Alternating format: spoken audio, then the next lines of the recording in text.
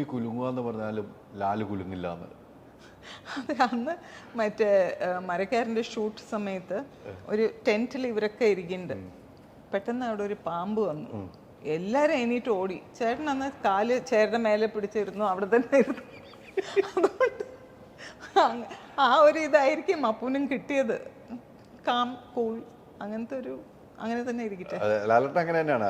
അത് തന്നെ അപ്പൂലും ഉണ്ടെന്ന് മാത്രമേ ഉള്ളൂ. ലാലേട്ടൻ അങ്ങനെ സിനിമ പരാജയപ്പെട്ടാലും വിജയിച്ച ഒരു ടെൻഷനും ഇല്ലാത്ത ഒരാൾ വ്യക്തിയാണെന്ന് എനിക്കറിയാം. ലാലേട്ടൻ കൂളുണ്ട്. അടുത്ത സിനിമയിലേക്കാണ് മോനെ, ഞാൻ അടുത്തയിലേക്ക് പോവാണ്. ഇത് പിന്നെ ഇത് നോക്കിക്കൊണ്ടിരുന്ന ജീവിതം മൊത്തം പോലെ. ഇപ്പൊ തുടക്കത്തിൽ പറഞ്ഞു ഒരു വില്ലനായിട്ട് വന്ന ആളാണ് അല്ലേ. അവിടെ നിന്ന് തുടങ്ങിയ ഒരു യാത്ര ഇത്ര നാള് പ്രേക്ഷകർ ഏറ്റെടുത്ത് ഇഷ്ടപ്പെടുന്നുണ്ടെങ്കിൽ അത് ലാലേട്ടൻ്റെ ഒരു കഴിവാണ്. മലയാളത്തിലെ എല്ലാ ആർട്ടിസ്റ്റുകൾക്കും അങ്ങനെ കിട്ടുന്നില്ല, അതൊരു കഴിവാണ്.